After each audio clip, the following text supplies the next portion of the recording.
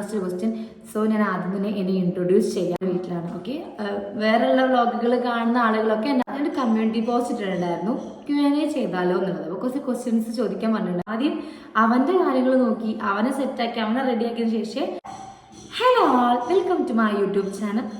അപ്പോൾ ഇന്നത്തെ വീഡിയോ എന്താണെന്ന് വെച്ചാൽ ഞാൻ കമ്മ്യൂണിറ്റി പോസ്റ്റ് ഇട്ടിട്ടുണ്ടായിരുന്നു Q&A ചെയ്താലോ എന്നുള്ളത്. അപ്പോൾ കുറച്ച് ക്വസ്റ്റ്യൻസ് ചോദിക്കാൻ പറഞ്ഞിട്ടുണ്ടായിരുന്നു. അപ്പോൾ ഒരു 16ഓളം ചോദ്യങ്ങൾ വന്നിട്ടുണ്ട്.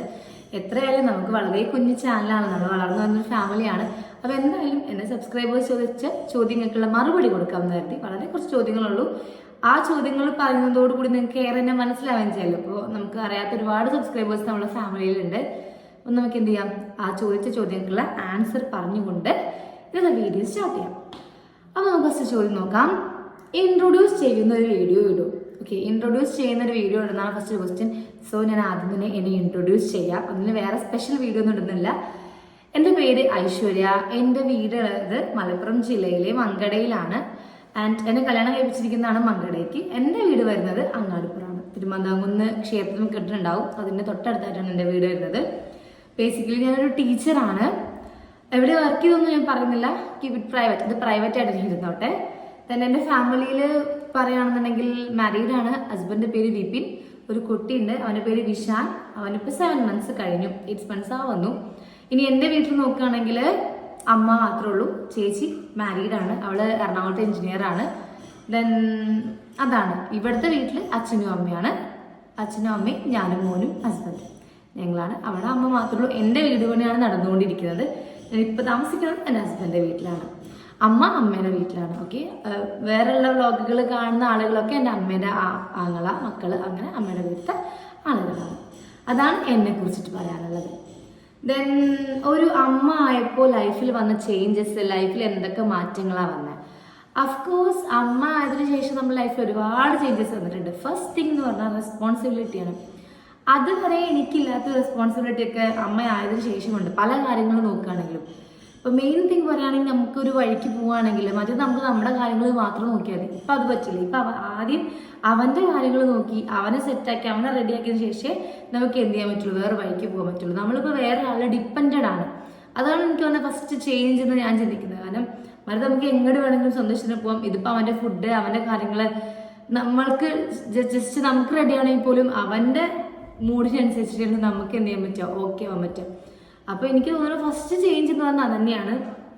തന്നെ ഇതുപോലെ തന്നെ റെസ്പോൺസിബിലിറ്റീസ് നല്ലപോലെ കൂടിയിട്ടുണ്ട്. എല്ലാ കാര്യത്തിലും ഞാൻ എനിക്ക് ഇമ്പോർട്ടൻസ് കൊടുക്കുന്നതിനേക്കാൾ കൂടുതൽ അവനാണ് കുറച്ചും കൂടെ ഒക്കെ ഇമ്പോർട്ടൻസ് കൊടുക്കുന്നത്. Then before and after baby എന്തെല്ലാം ഡിഫറൻസ് ആണ്? സെയിം. ബിഫോർ ആൻഡ് ആഫ്റ്റർ എനിക്ക് വന്ന ചേഞ്ചസ് തന്നെയാണ്. മുൻപ് അങ്ങനെ കളിച്ച് നടക്കുന്ന ഒരാളായിരുന്നു. ഇപ്പം അങ്ങനെ പറ്റില്ല. ഇപ്പം എനിക്കറിയാം. അതുകൊണ്ട് കുറേയൊക്കെ ഞാൻ കുറച്ച് മെച്ചുവേർഡ് എന്നൊന്നും പറയാൻ പറ്റില്ല. ഓക്കെ, എങ്കിലും കുറേയൊക്കെ കാര്യങ്ങൾ ചെയ്യുന്നതിലൊക്കെ കുറച്ചൊക്കെ റെസ്പോൺസിബിലിറ്റി വന്ന പോലെ എനിക്ക് ഫീൽ ചെയ്യാറുണ്ട്. ഫ്യൂച്ചർ പ്ലാൻസ് എന്ന് പറയുന്നത്, ഓക്കെ, ഫ്യൂച്ചർ പ്ലാൻ എന്ന് പറഞ്ഞിട്ട് പ്രത്യേകിച്ച് പ്ലാൻസ് ഒന്നും ഇല്ല. ഇതുപോലെയൊക്കെ തന്നെ തട്ടുമുട്ടലുകളില്ലാതെ പോകണമെന്ന് തന്നെയാണ് ആഗ്രഹം. പ്രത്യേകിച്ച് ഫ്യൂച്ചർ പ്ലാൻസും കാര്യങ്ങളൊന്നുമില്ല. ഇപ്പോൾ പോണത് തന്നെ ഓക്കെയാണ്, ആ ലെവലിൽ എങ്ങനെ പോവാം. ദെൻ ലവ് സ്റ്റോറി പറയുമെന്ന്. ഓഫ് കോഴ്സ് ലവ് സ്റ്റോറി പറയണമെന്നൊക്കെ ഉണ്ട്. പക്ഷെ ലവ് സ്റ്റോറി പറയണമെങ്കിൽ അത് പറയാനുള്ള ഒപ്പമുള്ള ആളുകൂടെ വരണം.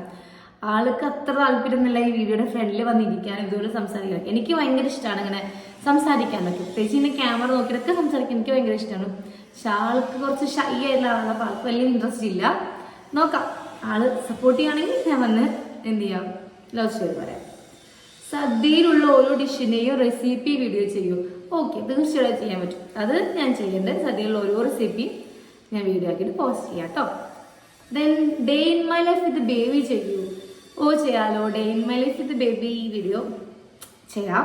അത് ഫ്രീ ഉള്ള ദിവസം ഞാൻ എന്ത് ചെയ്തോളാം, അവൻ്റെ ഡേ ഇൻ ലൈഫ് എത്തുള്ളൂ. പ്രത്യേകിച്ച് ഡേ ഇൻ മൈ ലൈഫ് ഒന്നും അവനില്ല. ഫുഡ് കഴിക്കുക, കളിക്കുക, അതൊക്കെ തന്നെയുള്ളൂ. എങ്കിലും ഞാൻ വീഡിയോ ചെയ്യാം കേട്ടോ. അവൻ്റെ ബേബീൻ്റെ ഫുഡ് റൊട്ടീനൊക്കെ ആഡ് ചെയ്തുകൊണ്ടൊരു വീഡിയോ ചെയ്യാം. ദെൻ ബേബിയുടെ day in my life video ചെയ്യൂ. ഓക്കെ, ബേബിയുടെ day in my life video ചെയ്യാം. ഡേ ഇൻ മൈ ലൈഫ് ഇത് ബേബി ചെയ്യും. രണ്ടും ഞാൻ ചെയ്തോളാം കേട്ടോ. ഡേ ഇൻ മൈ ലൈഫ് ഇത് ബേബിയും ചെയ്യാം, ബേബിയുടെ ഡേ ഇൻ മൈ ലൈഫ് വീഡിയോയും ചെയ്യാം. ദെൻ മിസ്സസ് സുഖല്ലേ? ഓ സുഖാണ്. Okay, then how do you like to be comforted when you are sad or upset? What's your all time favourite memory?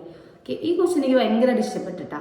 How do you like to be comforted when you are sad or upset? ഞാൻ സ്വതവേ sad ആവുന്ന സമയത്ത് ഞാൻ പൊതുവെ ആളുകൾ പറഞ്ഞിട്ടുണ്ട് എനിക്ക് സങ്കടം വരുമ്പോൾ ഭക്ഷണം കഴിക്കാൻ തോന്നൂല. പക്ഷെ ഞാൻ നേരെ ഓപ്പോസിറ്റ്. എനിക്ക് സങ്കടം വരുമ്പോൾ ഭയങ്കര വിശപ്പാവും, നല്ലോണം കഴിക്കുകയും ചെയ്യും. ഞാൻ എപ്പോഴും സങ്കടപ്പെടുമ്പോഴാണ് ഏറ്റവും കൂടുതൽ കണ്ണി കണ്ട ഫുഡൊക്കെ വാരി വലിച്ച് കഴിക്കുന്നത് സങ്കടം വരുമ്പോഴാണ്. അപ്പം അതന്നെയാണ് സാഡ് ആകുമ്പോൾ ഞാൻ ഏറ്റവും കൂടുതൽ എനിക്ക് കംഫർട്ട് ആവാൻ ചെയ്യുന്നത് ഫുഡ് കഴിക്കുക. ഫുഡ് കഴിക്കുമ്പോൾ എനിക്ക് മനസ്സിന് ഭയങ്കര സന്തോഷം കിട്ടും. ഇതെല്ലാം പട്ടിണി കിടക്കാറില്ല. Then what's your all time favourite memory? എൻ്റെ ഫേവറേറ്റ് മെമ്മറി എന്ന് പറഞ്ഞാൽ ആ ചൈൽഡ്ഹുഡ് മെമ്മറിയാണ്. അതിന് ഹിറ്റ് ചെയ്തുകൊണ്ട് വേറൊരു മെമ്മറി എൻ്റെ ലൈഫിൽ ഉണ്ടായിട്ടില്ല എന്ന് തന്നെ ഞാൻ പറയും. ബിക്കോസ് ആ ഒരു ടൈം ഞാൻ പഠിച്ചിരുന്ന സ്കൂൾ എന്ന് പറയുന്നത് CBSE ആയിരുന്നു. പക്ഷെ അത് കുഞ്ഞു സ്കൂളായിരുന്നു. അപ്പം നമ്മൾ കുറച്ച് പേരായിരുന്നു അവിടുത്തെ മെയിൻസ്. എല്ലാ പരിപാടിക്കും എന്തുണ്ടെങ്കിലും ആർട്സ് ആണെങ്കിലും സ്പോർട്സ് ആണെങ്കിലും നമ്മളായിരുന്നു. അപ്പോൾ ആ ഒരു ടൈം നമ്മുടെ ടീച്ചേഴ്സ്, ആ ഒരു മൊമെന്റ്സ്, ആർട്സ് സ്പോർട്സ് ഒക്കെ തന്നെയാണ് ലൈഫിലെ ഏറ്റവും വലിയ മൊമെന്റ്സ് എന്ന് പറയുന്നത്. അപ്പം അതുതന്നെയാണ് എൻ്റെ ലൈഫിലെ ഏറ്റവും വലിയ മെമ്മറി. ഒരിക്കലും മറക്കാൻ പറ്റാത്ത അല്ലെങ്കിൽ ഒരിക്കലും തിരിച്ചു കിട്ടില്ല എന്ന് ബോധമുള്ള കുറച്ച് നല്ല മെമ്മറീസ് സ്കൂൾ കാലഘട്ടത്തിലെ മെമ്മറീസ് ആയിരുന്നു. ദെൻ പ്രഗ്നൻസി ടൈം ഏറ്റവും എൻജോയ് ചെയ്ത് എന്തായിരുന്നു? പ്രഗ്നൻസി ടൈം ഞാൻ ഏറ്റവും എൻജോയ് ചെയ്തത് ഒരു കാര്യം കെയറിങ്. അതെന്ന് വെച്ചാൽ നമ്മൾ പ്രഗ്നൻ്റ് ആകുമ്പോൾ നമുക്ക് ചുറ്റുമുള്ള ആളുകളുടെ ഒക്കെ ഒരു കെയർ, സപ്പോർട്ട്, അതൊക്കെ ഞാൻ നല്ലോണം എൻജോയ് ചെയ്തിട്ടുണ്ടായിരുന്നു. ആൻഡ് ആൾസോ ഫുഡ് കഴിക്കുന്നത് ഞാൻ നല്ലപോലെ എൻജോയ് ചെയ്തുകൊണ്ടാണ് ഇപ്പം ഈ ഒരു കോലത്തിലായത്. ഞാൻ ഏറ്റവും കൂടുതൽ എൻജോയ് ചെയ്തത് തന്നെയാണ് ഫുഡ് കഴിക്കുന്നതും. അതേപോലെ തന്നെ മറ്റുള്ള ആളുകളുടെ മുൻപിൽ നമ്മളിപ്പോൾ നമ്മളൊന്ന് പുറത്ത് പോയാൽ തന്നെ ആളുകൾ ഓക്കെ പ്രഗ്നൻ്റാ, സീറ്റൊക്കെ തരും. അതൊക്കെ ഞാൻ നല്ലപോലെ എൻജോയ് ചെയ്തിട്ടുണ്ട് ആ സമയമൊക്കെ. Then next question, home tour ചെയ്യൂ? ചെയ്യാം, നോക്കാം കേട്ടോ. ഹോം ടൂറിൻ്റെ വീഡിയോ ഒക്കെ ചെയ്യാം, നോക്കാം. ചേച്ചി ഡെലിവറി സ്റ്റോറി പറയൂ? ഡെലിവറി സ്റ്റോറി ഞാൻ വീഡിയോ ചെയ്യണ്ട കേട്ടോ. അതൊരു 1.5 ഡെലിവറി സ്റ്റോറി ആയിരുന്നു. നമ്മൾ ഒരിക്കലും എക്സ്പെക്ട് ചെയ്യാത്ത ഒരുപാട് കാര്യങ്ങൾ നടന്ന ഡെലിവറി സ്റ്റോറി ആയിരുന്നു എൻ്റെ. അതും ഞാൻ എന്ത് ചെയ്തിട്ടുണ്ട്, വീഡിയോ പോസ്റ്റ് ചെയ്യുന്നുണ്ട്. ഐ വിൽ ട്രൈ, നോക്കാം വീഡിയോ പോസ്റ്റ് ചെയ്യാൻ. ദെൻ ബേബി ലുക്ക് ലൈക്ക് മാമൻ? ആയിക്കോട്ടെ. ബേബി ലുക്ക് ലൈക്ക് മാമനെ പോലെയുള്ള സന്തോഷം. സുഖാണോ ഐഷു? കുഞ്ഞാവ് എന്ത് പറഞ്ഞു? സുഖാണ് കുഞ്ഞാവ്, സുഖം, കുഴപ്പമൊന്നുമില്ല. വിച്ചു ഉണ്ടായതിനു ശേഷം ഹസ്ബൻഡിനുണ്ടായ മാറ്റങ്ങൾ എന്തൊക്കെ?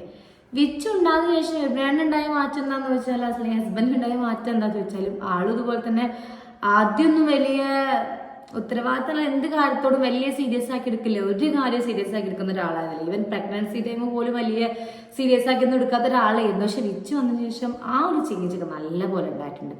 പിന്നെ വളരെ ചെറിയ കാര്യത്തിൽ തന്നെ സെൻസിറ്റീവ് ആവുന്ന ഒരാൾ, പെട്ടെന്ന് ദേഷ്യപ്പെടും, അങ്ങനത്തെ ഒരു വ്യക്തിയാണ്. പെട്ടെന്ന് സങ്കടപ്പെടും, അങ്ങനത്തെ ഒക്കെ ഒരാളാണ്. പക്ഷെ ഇപ്പോൾ എന്ന് പറഞ്ഞാൽ ദേഷ്യമായാലും ആ സങ്കടമാണെങ്കിലും ഒക്കെ കുറേയൊക്കെ പിടിച്ചു നിർത്തിയിട്ടുള്ള ആ ഒരു എല്ലാം പ്രകടിപ്പിക്കൊന്നുമില്ല, പെട്ടെന്ന് ദേഷ്യപ്പെടുന്നില്ല. ഒക്കെ മോനെ കാണുമ്പോഴേക്കൊക്കെ മറന്നു പോകുന്ന ആ ഒരു രീതിക്കൊക്കെ മാറ്റങ്ങൾ വന്നിട്ടുണ്ട്.